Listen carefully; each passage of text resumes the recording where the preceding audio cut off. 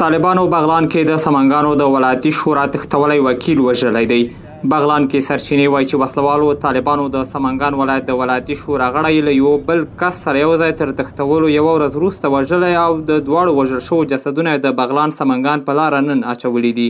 د بغلان د والي ویان تاییدوي چې د سمنګانو د ولایتي شورا غړی بغلان کې طالبانو وژلی، خو وایي وړاندې تر دې چې د ولایتي شورا دغه غړی په دې لاره سفر وکړي د بغلان امنیتي مسؤلینو سره یې همغږي نه وه کړې. ځایي خلک هم په دې ولایت کې د خراب امنیتي وضعیت څخه ګڼې اندېښنې لري. بغلان کې د طالبانو لوري د سمنګانو د ولایتي شورا یو غړی او ملګری وژل شوي دي. سرچینې وایي چې د ولایتي شورا دغه غړی سید عبدالعلیم سعادت نومېده او تېره ورځ له 4 نورو قومي مشرانو سره کابل ته په لاره و چې د پلخمري د چشمشیر په پل ګرګرک سیمه کې وسلوالو طالبانو له ځانه سره بوته. اوس ځینې سرچینې د نوم نه ښودو په شرط وایي چې طالبانو د سمنګانو د ولایتي شورا دغه غړی نن وژلی دی.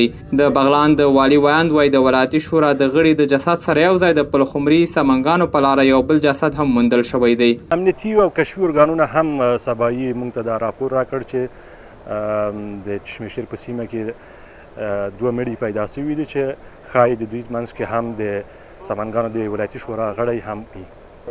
خامخا څنګه چې تاسو پوهیږئ چې په نورو حادثو کې خصوصا اته د افغانستان په سطحه دوی نه یوازې نظامی کسان تر برید لاندې راولي، دوی تر څنګ ملکی اهداف هم لري چې په مختلفو نه یوازې ترور بلکې تاسو پوهیږئ د انتحار او انفجار نه دوی هم ډډه نه کوي. د بغلان د والي ویان محمود اقمل وایي چې هغه نفوذي او دولتي کسان چې امنیتي ستونزې لري او د بغلان له لارو سفرونه کوي باید له وړاندې ولایت مقام د بغلان امنیتي ځواکونو سره همغږي وکړي، خو د سمنګان ولایت مقام په دې اړه چې د ولایتي شورا غړی د بغلان په لاره کابل ته سفر کاوه معلومات نه ورکړي.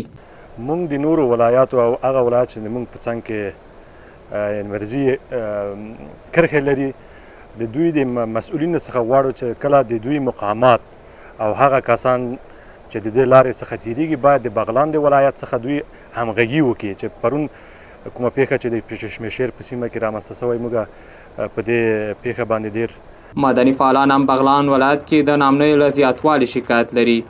قضایای دیگر در ولایت بغلان هست. مردم شب آزاد گشتن نمیتونن، در شهر آزاد گشتن نمیتونن، کسبورات، دزدا، مسئله غیر مسئول در داخل شهر هستن، همچنین مخالفین مسئله دولت تا چه وقت خواب هستن؟ اینا باید بیدار شوند و وظیفه پلیس تامین امنیت شهروندان هستن. وقتی که اینا تامین امنیت نمیتونن پس دیگه ما از اینا چی توقع بکنیم؟ لا هم معلومات نشته چې پاتې 2 کسان چې د طالبانو لوري تېره ورځ د ولایتي شورا د وژل شوي غړي سره یو ځای تختول شوي وو چیرته او په څه ډول وضعیت کې دي. وسلوالو طالبانو په دې اړه رسنیو ته څه نه دي ویلي چې آیا د ولایتي شورا دغه غړی دوی وژلی او که نه. نرګل اندړوال، میلمه راډیو، بغلان.